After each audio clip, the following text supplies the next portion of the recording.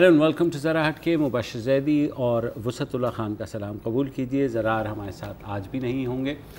اس حکومت کے اگر پوچھا جائے کہ سب سے دبنگ وزیر کون ہیں تو سب کی انگلیاں جی سر آپ بتا دیں. ایک ہی نام لیں گے آپ سر؟ چودھری نثار علی. کیا بات ہے, یہی نا؟ یہی. اور ان کے میں آپ کو سال بہ سال جو انہوں نے اسپیشل آرڈر پاس کیے تھے نا, مثلا 2014 کو دیکھیں انہوں نے کہا اسپیشلائزیشن کی. ہاں اسپیشلائزیشن کی ہے. انہوں نے کہا 2014 میں مشرف اس ملک سے باہر نہیں جا سکتا. اور اس کے بعد یہ ہوا کہ پھر ایک صاحب انہوں نے کہا جی نادرا کا اتنا زبردست سسٹم کر دیا کہ کوئی جعلی شناختی کارڈ کچھ نہیں بن سکتا. پاسپورٹ شناختی کارڈ کچھ ایسا نہیں ہوگا. ملا منصور صاحب ہیں. اس کے بعد ایان علی آپ کو پتا, انہوں نے کہا نہیں یہ تو ہو ہی نہیں سکتا کہ یہ خاتون جو ہے باہر نکل جائے میری مرضی کے بغیر. خیر وہ بھی نکل گئی. تو اچھا اسی لیے پانا پہ کوئی بات نہیں کر رہے بات کریں گے تو اس کے الٹ نہ ہو. لیکن آج انہوں نے سب سے مطلب کمال پریس کانفرنس جو کی ہے نا وہ آج کی ہے. لیکن ان کا دن آج منگل ہے نا, ان کا دن تو اتوار ہوتا ہے پریس کانفرنس. آج یہ خصوصی پریس کانفرنس تھی, ورنہ نارملی جو ہے وہ اتوار کو کرتے ہیں. آج انہوں نے پریس کانفرنس کی اور کہا کہ موجودہ حکومت نے ویزوں کے اجرا کا ایک ایسا فول پروف جو ہے سسٹم وہ متعارف کرائے جس کے تحت اب کوئی بھی جاسوس جو ہے نا وہ ہمارے ملک میں نہیں آ سکے گا. یعنی کیا مطلب جاسوس کو ویزا لینے کی ضرورت ہوتی ہے؟ ظاہر ہے سر, اگر فارنر وہ آئے گا تو ویزا لے کر کے آئے گا نا. ان کے کہنے کا دیکھیں پس منظر میں ان کا یہ تھا مطلب سفارتکار کے روپ میں نہیں آئے گا. نہیں, انہوں نے یہ بھی کہا کہ جاسوس بھی نہیں آئیں گے اور سفارتکار جو جاسوس بن کے آتے تھے وہ بھی اب کبھی نہیں آئیں گے. اس کا پس منظر ظاہر آپ کو پتہ وہی ہے کہ حسین حقانی صاحب نے اتنے ویزے ایشو کر دیے اور کسی کو پتہ ہی نہیں تھا اسپیشل پاورز ہیں. تو انہوں نے یہ کہا ہے, انہوں نے کہا کہ دوسرے ممالک کی خفیہ ایجنسیوں کے جاسوس سفارتی ڈیوٹیوں کی آڑ میں ملک میں داخل نہیں ہو سکیں گے. اوکے وہ سسٹم کیا ہے؟ وہ سسٹم ہے ایک آن لائن سسٹم جس کے تحت وہ آن لائن ویزا درخواستیں جو ہے نا. اور انہوں نے یہ بھی کہا ہے, لیکن اس کو انہوں نے کہا ہے کہ جناب کچھ ایسے مسافر لائے گئے تھے بغیر دستاویزات پوری ہوئی, پاکستان کی ایئرپورٹس تک پہنچ گئے تھے. ہم نے ایئر لائنس کو جرمانے کیے, کروڑ کے قریب انہوں نے جرمانہ کیا ہے.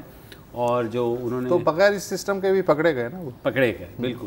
لیکن اب سر فول پروف ایک سسٹم تو ہوتا ہے نا ہمارے پاس. ہمارے یہاں ہوتا ہے بیسیکلی فول پروف تو ہمارے یہاں ہوتا ہے. یہ جو ہے نا آن لائن سسٹم, اگر چودھری صاحب یہ سمجھ رہے ہیں کہ ویزا آن لائن سسٹم, ظاہر ہے کہ جتنے بھی ترقی یافتہ ممالک ہیں, یورپی یونین ہے, امریکہ, مڈل ایسٹ وغیرہ, آن لائن درخواستیں وصول کرتے ہیں. ان کا ایک سینٹرل ڈیٹا بینک ہوتا ہے. اچھی بات ہے کہ پاکستان میں بھی آ رہا ہے, چیزیں سٹریم لائن ہو جائیں گی. لیکن اس سے یہ تصور کر لینا کہ صاحب یہ وہ سسٹم ہے جس کے بعد کوئی جاسوس پاکستان میں کسی بھی بھیس میں, سفارتکار کے بھیس میں داخل نہیں ہو سکے گا, میرا خیال ہے کہ یہ ایک عجیب انہوں نے چیز جوڑنے کی کوشش. اس کا مطلب یہ ہوا, ابھی بھی ہلکا لے رہے ہیں, اس کا بھی مطلب یہ ہوا کہ جن ممالک میں already on line visa system موجود ہے وہاں پاکستانی جاسوس تو داخل نہیں ہو سکتے, بالکل نہیں ہو سکتے. لیکن سب سے زیادہ مجھے یاد پڑتا ہے کہ سب سے زیادہ جو سخت سسٹم ہے اس وقت دنیا میں ویزے کا اور امیگریشن کا, وہ امریکہ کہلاتا ہے.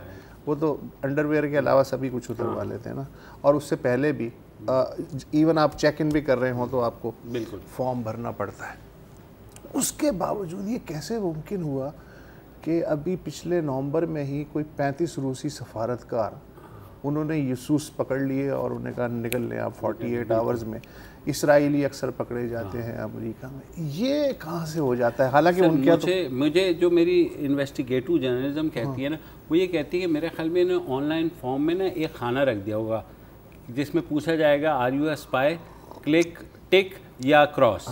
تو وہاں جو ظاہر اسپائی پھنس جائے گا کہ وہ اگر ٹک کر دیا تو پتہ لگ جائے گا کہ یہ اسپائی ہے. اچھا, جو میں نے ان کی پریس کانفرنس کے بارے میں سنا ہے کہ یہ جو لوگ ہیں, اب یہ مجھے نہیں پتا کہ یہ انلیگل امیگریشن کو اور جو ڈپلومیٹک کور میں جاسوس آتے ہیں ان کو خلط ملط کر رہے تھے, الگ الگ ڈیل کر رہے تھے. کنفیوژن یہ ہے کہ وہ کہہ رہے تھے کہ وزارت داخلہ ویزا جاری کرنے سے پہلے کڑی چھان بین کر رہی ہے. ظاہر ہے وزارت داخلہ کا کام یہ ہے, اسے ہمیشہ کڑی چھان بین ہی کرنی چاہیے. اگر کر رہی ہے تو اس میں بتانے کی کیا بات ہے. کوئی جعلی دستاویزات یا بغیر ویزے کے نہیں آ سکے گا، تو مطلب کبھی بھی نہیں آنا چاہیے، یہ واقعی غلط بات ہے۔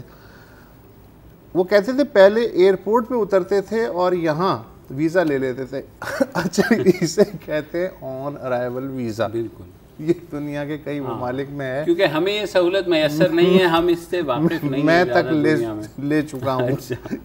اس کا مطلب ہے کہ ایک میں جاؤں اور بطور جاسوس اگر میں گیا اس ملک کی ایمبیسی میں، مطلب ٹرکی میں میں نے آن ارائیول ویزا لیا، تو اگر میں جاسوس ہوں تو کیا اس کا مطلب ہے کہ جب میں ٹرکش ایمبیسی جاؤں گا لندن میں تو وہ تو مجھے پکڑ لیں گے، بھائی تو جاسوس ہے، تو میں استنبول ایئرپورٹ پہ اتر کے ویزا لے لوں گا۔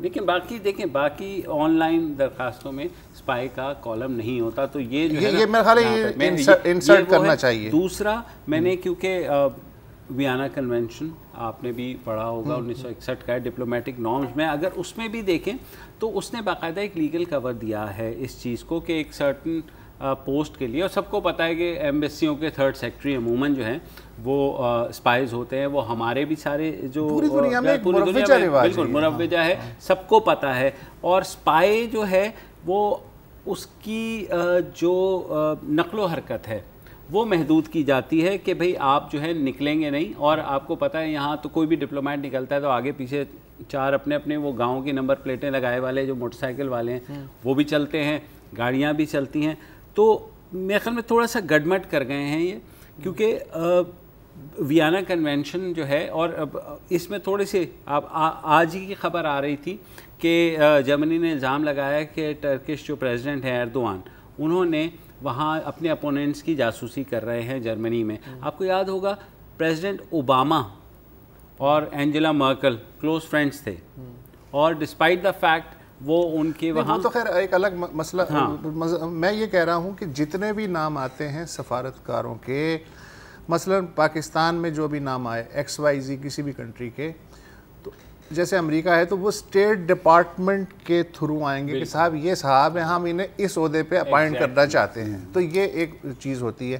اب یہ ایک ہے پروسیجر کہ یہاں چھان پھٹک ہوتی ہے، ایجنسیاں کرتی ہیں، اور ان کا خیال یہ ہوتا ہے کہ اگر یہ مشکوک ہے تو دوبارہ ریفر کریں گے صاحب اس کی بجائے کوئی دوسرا بندہ بھیج دیں۔ اس کے علاوہ یہ ہوتا ہے کہ ان کے پیپرز پہلے آتے ہیں آپ کے پاس، آپ ان کی انویسٹیگیشن کرتے ہیں، جب آپ کلیئر کرتے ہیں تب وہ ڈپلومیٹ اپوائنٹ ہوتا ہے۔ ہاں، لیکن اب ان کا یہ خیال ہے کہ چونکہ درخواستیں آن لائن ہوں گی ڈپلومیٹس کی، تو اس میں کوئی واقعی سمجھ میں نہیں آ رہا، اس میں یا تو وہ کر دیں گے کہ آن لائن اپلیکیشن / ایفیڈیوٹ کر دیں گے اس کو کہ بھئی تمہیں حلف نامہ لینا ہے نا، اوتھ کمشنر سے اوتھ کمشنر ٹھپا بھی لگا 50 روپے کے اسٹیمپ پہ کہ میں جاسوس نہیں ہوں اور نہ میں جاسوسی کروں گا۔ اچھا، انہوں نے ایک اور پریس کانفرنس میں بات کی کہ جو حسین حقانی کا جو نوٹیفیکیشن تھا پرائم منسٹر گیلانی کے آفس سے جاری ہوا تھا، جس کے تحت آپ یہ ہے کہ ویزے جاری کر سکتے ہیں، وہ چلا بھی نرگس سیٹھی کے جو سائنس ہے۔ اچھا، یہ نوٹیفیکیشن اس پہ ظاہر ہے کہ پوری ایک فلم بن گئی کہ صاحب وہ یسوس اتنے جو ہیں ان کو دیے گئے ویزے، چلے ٹھیک ہے دیے گئے۔ 2013 میں الیکشن ہوئے، میاں نواز شریف کی حکومت کب آئی؟ جون 2013 میں۔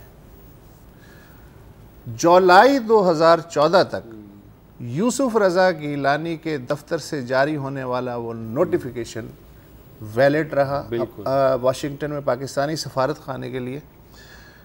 13 ماہ بعد چودھری نثار علی نے وزیر داخلہ بننے کے 13 ماہ بعد یہ نوٹیفیکیشن معطل کیا ہے۔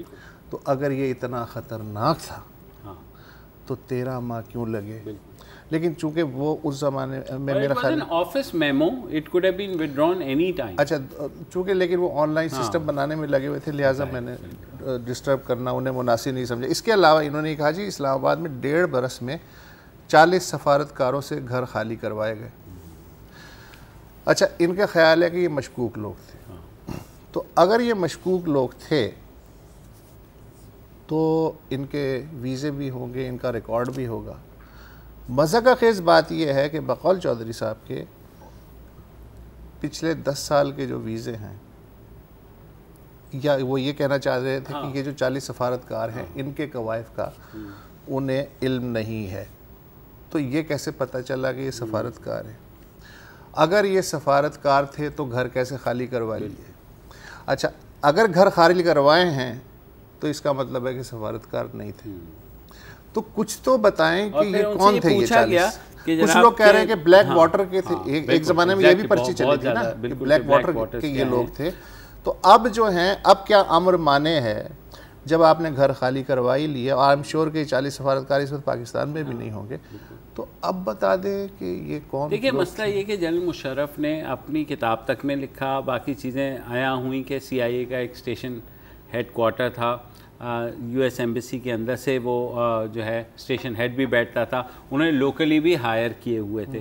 اور جو ہماری اطلاعات ہیں وہ یہی ہیں کہ ریٹائرڈ فوجیوں کو بھی انہوں نے ہائر کیا تھا اس سارے سیکیورٹی آپریشن کہہ لیں, اسے کچھ بھی کہہ لیں, اور اس پیرائے میں وہ ہائر ہوئے تھے. تو کہنے کا مقصد یہ ہے کہ جو وہاں سے ڈپلومیٹس بن کے آتے ہیں وہ خود جو ہے وہ جیمز بانڈ بن کے جو ہے وہ خود نہیں جاتے. جب ڈپلومیٹک کور ہے بالکل تو آپ کیسے روک سکتے ہیں. اور میں آپ کو بتاؤں, یہ اتنی بڑی بحث ہے ویانا کنونشن کے حساب سے, یو این میں جاسوسی ہو رہی ہے, ڈپلومیٹس کر رہے ہیں. اور ایک بڑا اچھا میں آرٹیکل ابھی پڑھ رہا تھا ایک ڈپلومیٹ کا, اس نے کہا جی مجھے یہ بتا دیں کہ ڈپلومیٹ کا کام کیا ہوتا ہے. اس کا کام یہی ہوتا ہے کہ انفارمیشن لے اس ملک سے اور اپنے ادھر بھیجے, اور ان کو تو آپ اسے کہہ لیں کہ وہ خود ایک سپائی ہوتا ہے, اور وہ جو کچھ اپنی گورنمنٹ کو بھیج رہا ہوتا ہے. ہم نے میموز کی شکل دیکھ لی, کسی بھی ملک کے میموز اپنی گورنمنٹس کو جو جاتے ہیں کہ پاکستان میں یہ چل رہا ہے, تو obviously they rely on certain their sources جن سے وہ لیتے ہیں, and vice versa we do it as well. یہ طے شدہ انٹرنیشنلی ریکگنائز جاسوسی ہے نا یہ. ہاں, یہ انڈر ویانا کنونشن جو یہ کہہ دینا کہ جاسوس اب سفارتکار بن کے نہیں آ سکیں گے, میں کہتا ہوں کہ مطلب نہیں, وہ شاید یہ کہنا چاہ رہے ہیں کہ سفارتکار بن کے مت آؤ, اگر جاسوس ہو تو مرد کے بچے بنو اور کھلم کھلا کہو کہ ہاں میں جاسوس ہوں, مجھے روک کے دکھاؤ کر لے جو میرا خیال ہے ان کا کہنا یہ. مجھے یاد ہے 65 کی جب لڑائی ہو رہی تھی یا 71 کی لڑائی ہوئی تھی, ہم چھوٹے چھوٹے بچے تھے تو ہم جاسوس پکڑنے کا کام کرتے تھے. اچھا, ہمیں یہ بریف کیا گیا, اس زمانے میں چودھری صاحب تو نہیں تھے وزیر داخلہ, لیکن کسی نے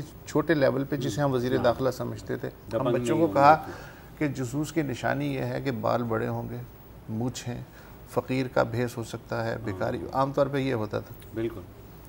تو جو بھی مشکوک بھکاری تھا نا, ہم بچے اس کے پیچھے لگ جاتے تھے, اور جاسوس کیسے اتنا دوڑاتے تھے, کبھی کبھی وہ نہر میں کود جاتا تھا. صحیح بات ہے, اور کبھی اگر ہنس پہ چڑھ جاتا تو ہاں تو پھر اس کے لڑکے والے اس کی. تو یہ جاسوس پکڑنے کا یہ طریقہ, لیکن اب یہ سوفسٹیکیٹڈ ہو گیا ہے. صرف یہ فرق ہے کہ پہلے ہم اس طرح پکڑتے تھے, اب یہ ہے کہ آن لائن ویزا اپلیکیشن کی وجہ سے, یار آن لائن ویزا اپلیکیشن کی وجہ سے جاسوس کیسے پکڑا جائے گا. سر یہ میں چودھری صاحب سے میرا خیال میں ہمیں جا کر کے ایک دن سٹنگ کرنی چاہیے. بہت انٹرسٹنگ ان کے جو ہے نا بعض اسٹیٹمنٹس اتنے مزے کی ہوتی ہیں کہ ان پہ دل چاہتا ہے کہ فردر ہم جو ہے نا ان سے فول پروف سسٹم. جناب اسی فول پروف بات کے ساتھ ہم وقفہ لے لیتے ہیں.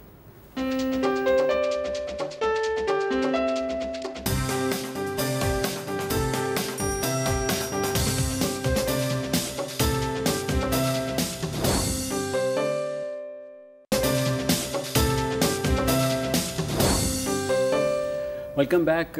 ہم تھوڑی بات کریں گے بلوچستان کی, جہاں پر خاصے دگرگوں حالات تھے, لا اینڈ آرڈر سچویشن تھی, آہستہ آہستہ بہتری کی طرف جا رہے ہیں. اچھی لا اینڈ آرڈر سچویشن بھی ہو گئی, گوادر کا بھی سلسلہ چل پڑا ہے. آپ کو یاد ہوگا ایک پلان ایلیبوریٹو آیا تھا کہ اب فوجوں کو جو ہے اس سارے اس سے ہٹا کر کے بارڈر پر کچھ لیویز, خاصہ دار اور ایف سی والے اور وہ سارے پیراملٹری فورسز بھی تعینات کی جائیں گی. وہاں پر نوشکی کے علاقے میں جو ہے کچھ لیویز اہلکار بھرتی کیے انہوں نے گزشتہ اکتوبر میں, کوئی تقریباً 250-300 فیڈرل لیویز. ہاں یہ میں ساتھ ہی بتاتا ہوں کہ پروونشل لیویز الگ ہوتی ہیں, فیڈرل لیویز الگ ہوتی ہیں. اب اس کا کیا مسئلہ ہے, میں نے جب پروونشل گورنمنٹ سے بات کی تو انہوں نے کہا جی یہ فیڈرل لیویز کے کہانی ان کی یہ ہے کہ یہ اکتوبر میں اپوائنٹ کیا گیا, آج 5 مہینے ہو گئے ہیں, ان کو کوئی تنخواہ کا عطا پتہ نہیں ہے, اور یہ سپاہی ہیں, تنخواہ ہی نہیں ملی بالکل بھی, اور نوکری کر رہے ہیں. اور باقاعدہ مطلب انہوں نے اپیل کی ہے کہ آپ ہی کم از کم اپنے پروگرام کے توسط سے یہ بات کر دیں کہ ہم لوگوں کو ایک دھیلا بھی نہیں ملا ہے, اکتوبر سے ہم جاب کر رہے ہیں, ہم ڈیوٹیاں دے رہے ہیں, तो हमारे घर वाले पीछे पूछ रहे हैं कि जनाब ये क्या, ये तकरीबन सर 250 के करीब एहलकार है, टोटल 388 जो हैं ये भर्तियां हुई थी, और उसके बाद जो है उसमें से कुछ तो ज़ाहिर है फेज़ आउट हो गया। अब ये 250 के करीब हैं जो कह रहे हैं कि जनाब हम उसके बावजूद काम कर रहे हैं और हमें जो है तनख्वाहें नहीं मिल रही। मैंने बलूचिस्तान गवर्नमेंट में जब बात की तो वहाँ से ये जवाब आया कि ये जो लेवीज़ वाले हैं ये फेडरल गवर्नमेंट के अंडर आते हैं, इनके लिए आप सेफ्रॉन से पूछें। अब मुझे नहीं पता कि सरहदी अमूर, हाँ, वज़ारत जनरल अब्दुल कादिर बलोच जी, तो जनरल अब्दुल कादिर बलोच साहब को भी हमने कांटेक्ट करने की कोशिश की, लेकिन वो राब्ता नहीं हुआ। हम कोशिश करेंगे कि उनसे कम से कम, अगर वो सुन रहे हैं तो अपील भी है कि कम से कम इन लोगों को जो कि आपके ऐसे इंतहाई बेसिक और निचली सतह पे जो सिक्योरिटी के हैं लेवीज वाले वो करते हैं, लक़दक इलाका है नोशकी का, और ज़ाहिर है कि दहशतगर्दी के ख़िलाफ़ जंग का ये हिस्सा हैं, और इनको आप भर्ती करें और भर्ती होने के बाद से अब तक तनख्वाह ही ना मिले 5 महीने। अच्छा, ये कोई लखपति करोड़पति तो होते नहीं, वरना लेवीज में क्यों भर्ती और सिपाही जो है उनकी क्या तनख्वाह होती होगी सर? तो ये जनाब दहशतगर्दी के खिलाफ जो जंग है, पता नहीं और नेशनल एक्शन प्लान भी और उनको तनख्वाहें ना देना भी अगर दहशतगर्दी के खिलाफ जंग का हिस्सा है तो फिर तो बेहतरीन ये जंग लड़ी जा रही है। सही बात है, और यही वजह है। इसके साथ ही एक और चीज़ भी सामने आ रही है मुझसे साहब, आपको प्राइम मिनिस्टर यूथ प्रोग्राम, आपको याद होगा प्राइम मिनिस्टर ने कहा था कि जनाब ये यूथ के लिए मेरे खासी, उसका पस मंज़र ये है कि कोई कहा यह जाता है 6% से 7% के दरमियान हमारे यहाँ अनएम्प्लॉयमेंट की शरह है, यानी तकरीबन कोई 38 लाख के करीब जो नौजवान। Prime minister youth training programme, youth training programme मियां साहब ने बेसिकली, ये मियां साहब ने कोई नया प्रोग्राम शुरू नहीं किया था, ये 2006-07 में मुशर्रफ हुकूमत में नेशनल इंटर्नशिप प्रोग्राम था। उसको पहले पीपल्स पार्टी ने गोद में लिया, उसके बाद इसे बैप्टाइज किया गया, मुस्लिम लीगी हुकूमत ने prime minister youth training programme का जो है लेपा डाल दिया, मतलब अपना बोर्ड लगा 50,000 के करीब इसमें नौजवान हैं, मास्टर्स की डिग्री भी हो या हुनरमंद हो, उनको इसमें इंजीनियर्स भी हैं जो BE करके आते हैं, और सारे के सारे उनको ऑर्गेनाइजेशंस में लगाया जाता है और ये कहा जाता है 1 साल की आप वहाँ ऑन जॉब ट्रेनिंग भी करें, हम आपको उसका एजाज़िया भी देंगे, जो कि मिनिमम आपकी जो वेज है जो कि 12,000 रुपये है वो दी जाती है। अच्छा, यहाँ पर भी ठीक है, जिन बच्चों के पास जॉब नहीं थी उन्होंने कहा हम जॉब कर लेते हैं, 1 साल के लिए है ना जी, 1 साल 12,000 रुपये महीना। अब हुआ ये है कि 1 साल लास्ट जो बैच है उसको अब 7 महीने हो गए हैं, ठीक है, 7 माह हुए हैं, उन्हें उसमें से सिर्फ 2 माह की तनख्वाह मिली है, जो एजाज़िया मिला है, उसके बाद आना बंद हो गया। अब वो बच्चे ये कह रहे हैं कि जनाब ठीक है हम ट्रेनिंग भी कर रहे हैं, हम ऑन जॉब ट्रेनिंग कर रहे हैं, हम उसी तरह काम कर रहे हैं जिस तरह, क्योंकि हमने ग्रेजुएशन भी की हुई है, हमने मास्टर्स भी की हुई है, कम से कम कुछ एजाज़िया दे दें, हमारा आने जाने का खर्चा निकल आएगा, या जो अगर वहाँ खाने का 12,000 रुपये जब तय है तो फिर मिलना चाहिए। तो ये कहाँ जा रहा है? यही फेडरल लेवीज़ का भी यही मसला है कि एक चीज़ जब बजट में रखी हुई है तो उसको देने में क्या मसला है, उसकी टाइम डिले। अच्छा, ये चीज़ें ना, जैसे आपने prime minister youth training programme की बात की या फेडरल लेवीज़ वालों को तनख्वाह का मसला है, ये कोई नई बात नहीं है। मुझे याद पड़ता है कि मुशर्रफ साहब के ज़माने में जब doctor Ataur Rahman higher education commission को उन्होंने रिवैम्पिंग की उसकी, तो उन्होंने बड़ी तादाद में लोग, बच्चे बच्चियाँ, नौजवान लड़के, उन्हें बाहर भेजा PhD वगैरह और बाकी रिसर्च प्रोग्राम्स के लिए, और उनको ठीक ठाक किस्म के स्कॉलरशिप्स उनको दिए गए, और जब तक वो रहे मिलते रहे। जैसे ही हुकूमत ख़त्म हुई तो हायर एजुकेशन कमीशन चूँकि सोतीली में बन गया था, इसलिए कि मुशर्रफ साहब का वो इनिशिएटिव था, और अताउर रहमान साहब भी ना रहे, फिर वो एन बीच में, आप बताइए, एक बच्चा या बच्ची लंदन में या पेरिस में या सिडनी में या वहाँ सैन फ्रांसिस्को की किसी यूनिवर्सिटी में बैठा हुआ तालीम ले रहा है, उस स्कॉलरशिप की बुनियाद पे अचानक उसे लेटर आता है सब आपके स्कॉलर मुअत्तल हो गया। तो ये जो काम होता है ना कि पहले आप दिखाते हैं सब्ज बाग, और जब वो आपके ट्रैप में आ जाता है तो फिर आप जो है बंद कर देते हैं, भले वो तनख्वाह हो, भले वो स्टाइपेंड हो, भले कुछ भी हो। एक शेर याद आ रहा है भाई, तुम तो गम दे के भूल जाते हो ہم کو احسان کا پاس رہتا ہے. یہ ہے سارا معاملہ. دل نہ خوش کیا کریں. اگر نہیں ہے کھیسے میں پیسے تو بھائی سبز باغ دکھانے کی ضرورت نہیں ہے. اگر سبز باغ دکھائیں تو اس میں سے لفظ سبز کو کاٹا لگا کے صرف باغ دکھائیں. بالکل صحیح بات.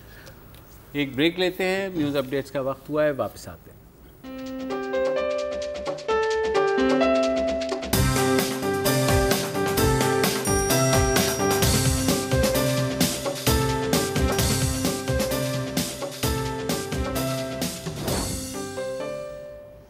Welcome back.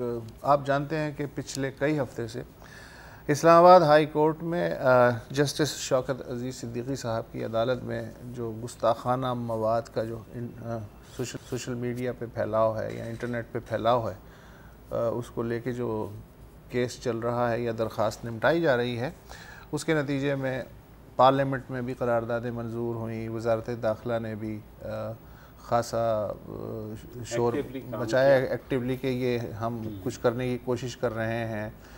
کوئی 27 ممالک کے سفیروں کی کانفرنس کا بھی معاملہ, پھر فیس بک جیسے جو ادارے ہیں ان سے رابطہ, پھر ان کے وفد کی آمد وغیرہ. تو اب جو ہے نا شکل ایک نکل رہی ہے, آہستہ آہستہ واضح ہو رہی ہے کہ یہ جو معاملہ ہے گستاخانہ مواد کا یہ اپنے شاید کنکلوژن کی طرف اور بہت اچھے طریقے سے جاتا ہوا نظر آ رہا ہے. مثلاً آج چودھری نثار علی صاحب نے جو بریفنگ دی اس میں انہوں نے کہا کہ جی فیس بک نے اب تک 107 صفحات بند کر دیے ہیں گستاخانہ مواد کے, وچ از اے گریٹ پروگریس. اچھا, ایف آئی اے نے جسٹس شوکت عزیز صدیقی صاحب کی عدالت کے روبرو بتایا کہ یعنی 17 تاریخ تک 17 مارچ تک کہ 75 افراد سے پوچھ گچھ کی گئی. اس چکر میں 17 افراد کو حراست میں لیا گیا اور ان سے ڈیٹیل انویسٹیگیشن ہوئی. پھر شارٹ لسٹ کر کے 17 میں سے صرف جو 3 افراد تھے ان پہ مقدمہ فرد جرم عائد کر کے انہیں انسداد دہشت گردی کی عدالت سے 7 روزہ ان کا فزیکل ریمانڈ حاصل کر لیا گیا ہے. اچھا, ابتدائی جو تحقیقات ہیں ایف آئی اے کے جو نزدیکی حلقے ہیں ان کی گفتگو سے اندازہ ہوتا ہے کہ جو بلاگرز پچھلے سال دسمبر میں اچانک غائب ہو گئے تھے اور پھر اچانک 1.5 مہینے بعد جو ہیں وہ نمودار بھی ہو گئے, وہ ابتدائی تحقیقات کے مطابق یہ جو توہین آمیز مواد کا سلسلہ چل رہا ہے اس میں ملوث نہیں ہے. یہ وہاں ان کے ذرائع جو ایف آئی اے کے قریبی ذرائع ہیں وہ بتاتے ہیں, لیکن یہ ابتدائی معلومات ہیں. کیونکہ جسٹس شوکت عزیز صدیقی نے جو آرڈر پاس کیا تھا کل, اس میں یہ لکھا ہے کہ انہیں ابھی رپورٹ چاہیے کہ جو عدالت نے آرڈر دیا تھا in respect of the alleged bloggers, یعنی ان بلاگرز کے بارے میں کہ جو پہلے غائب ہو گئے تھے اور پھر جو ہے اچانک آ گئے. تو انہوں نے کہا کہ اگلی ہیئرنگ جو کہ 31 تاریخ کو ہونی ہے اس سے پہلے یا اس ڈیٹ تک اس بارے میں ایک کمپریہنسو رپورٹ بھی پیش کی جائے, تو آفیشلی بھی جو ایف آئی اے کا بیان ہے وہ 2 روز میں ہمارے سامنے. اس کے علاوہ ایک اور چیز جو آپ کل کے ان کی بات کر رہے ہیں نا آرڈر کی کل کی ہیئرنگ, اس میں ایک بہت ہی امپورٹنٹ بات جو مجھے لگی جسٹس صاحب کے آرڈر میں, جس کی طرف عام طور پہ کم توجہ دی جاتی ہے, وہ یہ ہے کہ انہوں نے یہ کہا ہے کہ الیکٹرانک کرائمز کا جو انسدادی ایکٹ مجریہ 2016 ہے اس میں توہین مذہب اور پورنوگرافی, اب اس کا ترجمہ میں عریانیت ناکافی مجھے لگتا ہے, پورنوگرافی از ڈفرینٹ تھنگ, اور توہین مذہب اور پورنوگرافی پر مبنی مواد نیز توہین مذہب کا الزام غلط ثابت ہونے کے قانونی نتائج یا سزا اس کا بھی اس جو الیکٹرانک کرائمز کا ایکٹ ہے اس میں احاطہ کیا جائے. اور اس سلسلے میں جو اٹارنی جنرل ہیں وہ 31 مارچ کو عدالت میں پیش ہوں. میرا خیال ہے کہ بڑا امپورٹنٹ سٹیپ ہے یہ جاننا کہ جس طرح فوری طور پہ یہ ہو جاتا ہے کہ صاحب آپ نے توہین مذہب کی ہے یا آپ اس کے مرتکب ہوئے ہیں, تو اس سے پہلے کہ معاملہ عدالت تک پہنچے, بلیک اور وائٹ سے الگ ہو, دودھ کا دودھ پانی کا پانی ہو, عام طور پہ میڈیا باقی لوگ جو بھی انٹرسٹڈ ہوتے ہیں اس میں شامل ہو جاتے ہیں کہ صاحب چونکہ یہ ان پہ شبہ ہے تو یہی ہو گیا. لیکن یہ جو جسٹس صاحب نے کام کیا ہے, اٹارنی جنرل کو طلب کیا کہ صاحب اگر الزام غلط ہو پھر کیا کیا جائے, اس کی سزا اسپیسیفکلی, جو کہ میرا خیال ہے ابھی تک اسپیسیفائی نہیں ہے, لاء میں بھی نہیں ہے, یہ بالکل ہونی چاہیے. اور میرا تو خیال ہے کہ اتنی ہی ہونی چاہیے جتنی کہ توہین مذہب کی, کیونکہ اتنا سنگین الزام ہے نا مصطفیٰ صاحب, زندگی اور موت کا معاملہ, زندگی اور موت کا مسئلہ ہے نا. اور پھر کچھ جو ہے سوشل میڈیا یا میڈیا نے بھی اس سارے معاملے کو, جب بلاگرز کا خصوصاً معاملہ تھا, جب بار بار چودھری نثار کو آ کر کے یہ کہنا پڑا کہ آپ پلیز ان کے خاندان کا خیال رکھیں, ان کو مزید اذیت نہ دیں کیونکہ آلریڈی ان کو ایبڈکٹ کیا ہوا ہے, اور اس کے بعد انہوں نے بھی دیا. لیکن یہ چیز ہم نے دیکھا میڈیا میں بھی چلتی رہی, سوشل میڈیا پر بھی چلتی رہی, بہت سے حلقے جو ہے یہ کھلے عام دعوے کرتے رہے. مطلب عدالت بھلے ان کو سزا دے نہ دے, ان کے سے چھان بین کرے نہ کرے, حکومت ان پہ فرد جرم عائد کرے نہ کرے, وہ بھلے بے گناہ ثابت بھی ہو جائیں, لیکن میڈیا کے تھرو ان پہ فرد جرم عائد ہو چکی, جو کہ ایک خطرناک بات ہے, جو بہت خطرناک بات ہے. اور میڈیا کو بھی یہ چیز سوچنی چاہیے کہ آپ کیا کر رہے ہیں, آپ کیا, بلکہ جتنا حساس معاملہ ہمیں میرا خیال ہے اتنی ہی احتیاط سے کام لینا چاہیے, اس لیے کہ یہ کوئی معمولی معاملہ تو نہیں ہے, یہ معمولی معاملہ. صحیح بات. تو یہ مجھے لگتا ہے کہ اب منطقی اعتبار سے یہ جو منطقی اور اچھی بات ہے کہ ایک دفعہ سیٹل ہو جائے. آپ اکثر بات کرتے ہیں کہ سوشل میڈیا ویسے ہی شتر بے مہار ہے, کوئی وہ نہیں ہے, جو کچھ کہنا ہوتا ہے کہہ لیتے ہیں آپ, تو ظاہر ہے کچھ, اور جو ہم دیکھتے بھی ہیں سیاسی اعتبار سے بھی ایک دوسرے کے اوپر وہ غلاظت اچھالی جاتی ہے کہ جناب تم تو یہ ہو, وہ کہتا ہے نہیں تم یہ ہو, اور وہ کر کے آپ غدار بھی ہیں, آپ جو ہے کرپٹ بھی ہیں, آپ یہ معمولی الفاظ ہیں. میں ویسے بات کر رہا ہوں, ظاہر ہے وہ تو آپ کو پتہ ہے پیمرا سے ہمارا پیار جو ہے, تو ہم یہاں تو نہیں وہ اس کے بارے میں بات کر سکتے. لیکن یہ کہ جو ڈیسنسی ہے, پھر وہ, حالانکہ جب میرا یہ خیال تھا کہ سائبر لاء آیا تھا تو یہ ان چیزوں کا احاطہ ہو جانا چاہیے تھا, اور پی ٹی اے کو اور جو دیگر ادارے ہیں, منسٹری آف آئی ٹی, سب لوگ پہلے بھی بات کرتے. جب لاء آ گیا تھا تو یہ جو گستاخانہ مواد تھا, میرے خیال میں انہیں پہلے ہی اس کو کنٹرول کر لینا چاہیے تھا. اور دونوں صورتوں میں ضروری تو نہیں ہے کہ عدالت آپ کو کہے, ہر چیز میں عدالت کہے, نیب کو بھی عدالت کہے, اس کے بعد پروموشن میں بھی عدالت کہے. بھولے مبشر زیدی, یہاں تو یار مردم شماری بھی عدالت ہی کرواتی ہے اس کو, وہی نا. تو آپ پھر کس سسٹم کی بات کرتے ہیں نا, آپ کے باقی ادارے پھر بند کر دیتے ہیں. اور چیف جسٹس صاحب بھی یہی کہتے ہیں کہ جناب پھر باقی ادارے بند کر دیں اور سب چیزیں یہیں لے آئیں تو ہم ہی چلا لیتے ہیں. بہرحال مجھے توقع ہے کہ کچھ اچھا ہوگا انشاءاللہ. اچھا ہو رہا ہے, اور اس بارے میں ہم جو ہے اگلے سیگمنٹ میں بتائیں گے. کچھ ایسا اچھا بھی ہو رہا ہے کہ جو عموماً نہیں ہوتا. وقفہ لے لیجیے.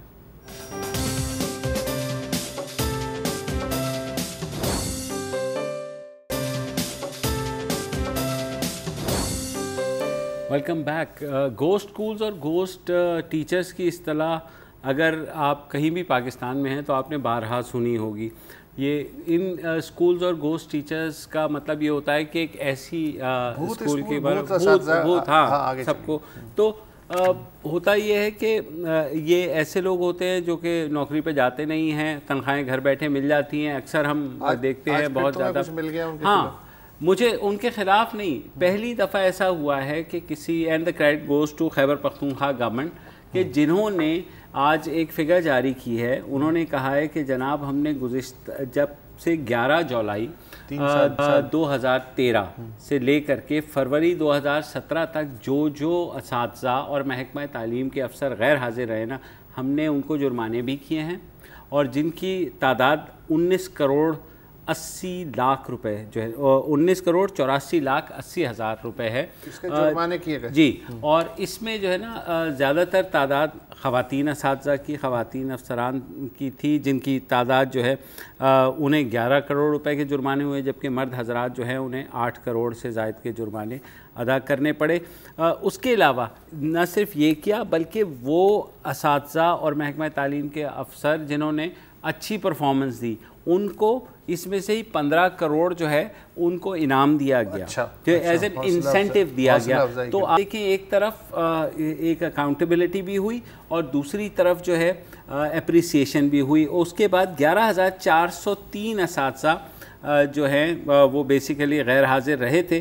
ان میں سے 1000 اساتذہ کو یا تو ملازمت سے برخاست کیا گیا یا انہیں جبری ریٹائرمنٹ پہ بھیج دیا گیا, جن کے بارے میں یہ ہوا کہ تو بالکل آئے نہیں یا یہ گھر بیٹھے انہوں نے تنخواہ لی یا they prove to be dishonest. ویسے ان کا مانیٹرنگ کا سسٹم ہے اچھا. میں نے سنا ہے خیبر پختونخوا کا جو محکمہ تعلیم ہے مطلب تمام اضلاع میں انہوں نے مانیٹرز بنائے ہوئے ہیں جو اسمارٹ فون میں کوئی اسپیشل ایپ ہے اس کے ذریعے وہ ریئل ٹائم میں بالکل چیک کرتے ہیں کہ جی ٹیچر حاضر ہے یا نہیں ہے, اسٹوڈنٹس کیا کر رہے ہیں, پڑھ رہے ہیں یا نہیں پڑھ رہے ہیں. یہ ایسی چیز نا بلوچستان میں بھی سر ہوئی تھی. بلوچستان میں جو اب والے نہیں, ان سے پہلے جو وزیر تعلیم تھے انہوں نے کہا کہ ہم باقاعدہ بائیو میٹرک سسٹم کے تحت اور دوسرے سسٹمز کے تحت ہم جو ہے اس بات کو انشور کرتے تھے کہ حاضری ان کی وہاں ہو.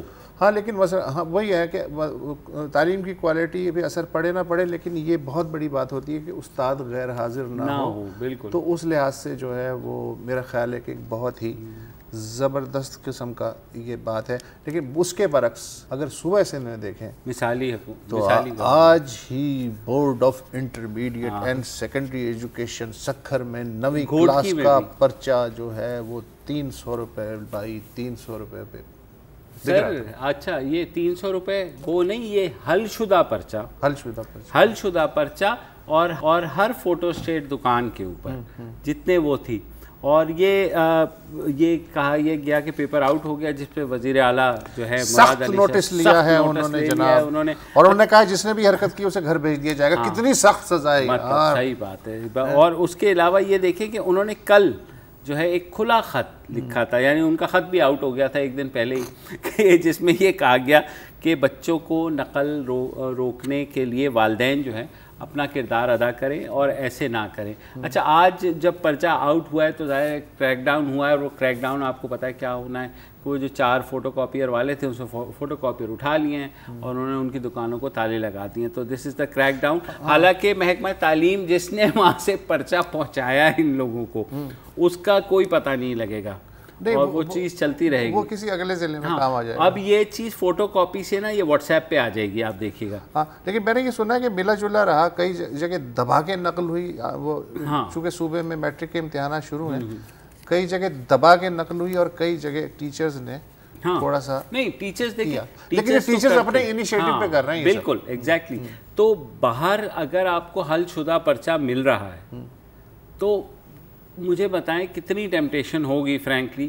اور اتنے اگر لیول پہ, اور مجھے اکثر کراچی میں بھی آپ کو پتہ ہے جب سنہرے دن تھے بھائی لوگوں کے, تب بھی محکمہ تعلیم کے لوگ تو نہیں ہو سکتے. ہاں نہیں وہ نہیں ہوں گے سر. تو کیسے آؤٹ ہوتا ہے؟ وزارت پیٹرولیم کے نہ ہوں سر یہ مطلب مجھے. ہاں لیکن میں یہ بتاؤں کہ جو ہمارے تعلیمی نظام کا بیڑا غرق ہوا ہے نا سر, دیکھیں یہاں سے لے کے آپ 9ویں 10ویں میں یہاں نقل ہوگی, یہ جائے گی ماسٹرز تک. تھیسز پلیجرائزڈ مارکیٹ میں دستیاب ہیں سر, مطلب کاپی پیسٹ کر کے بنائے جاتے ہیں. بورڈ میں مارک شیٹس میں گھپلا, یہ کوئی خبر نہیں ہے.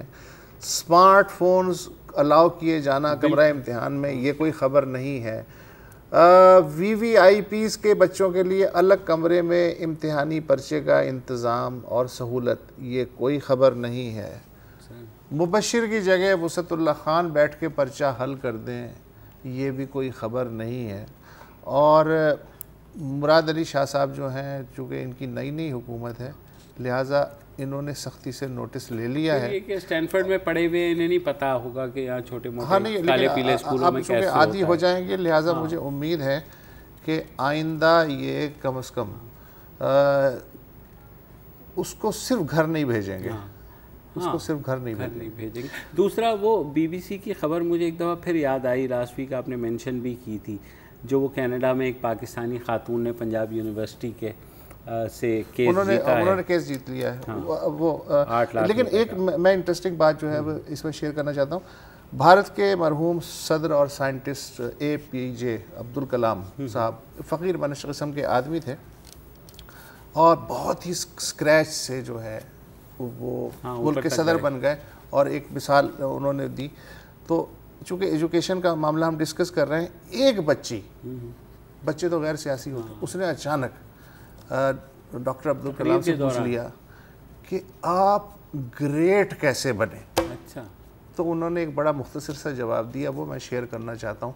APJ फ़कीर आदमी थे, सुनिए जवाब क्या था। Sir, how did you become so great?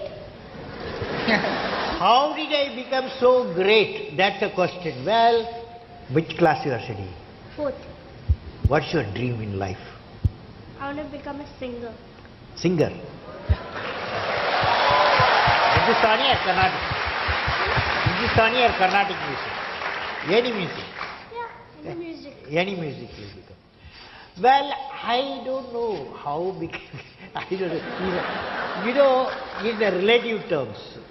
So I personally believe you must have a dream. Say, you must say, I must have a dream. I must have a dream. I must continuously acquire knowledge. Continuously acquire knowledge. I must continuously acquire knowledge, Hard work. Hard work hard work, and perseverance. and pursuance. One should not be not afraid of problems. Not afraid of problems. Then you will be successful. Okay? ख्वाब देखें, हुसूल इल्म की मुसलसल कोशिश करें, सख्त मेहनत करें और साबित कदम रहें। APJ अब्दुल कलाम बनने का यही एक नुस्खा है भाई। बिल्कुल। और वेरी ऑनेस्ट आंसर, मुझे अगेन कोई नई नस्ल कोई वाज, कोई पेचीदा बात नहीं, सीधी सीधी बात को छोड़े, सीधी सीधी मेहनत करें तो स्काई इज़ द लिमिट। फ़िलहाल इतना ही, कल दोबारा हाजिर होंगे। इजाज़त दीजिए, अल्लाह हाफ़िज़।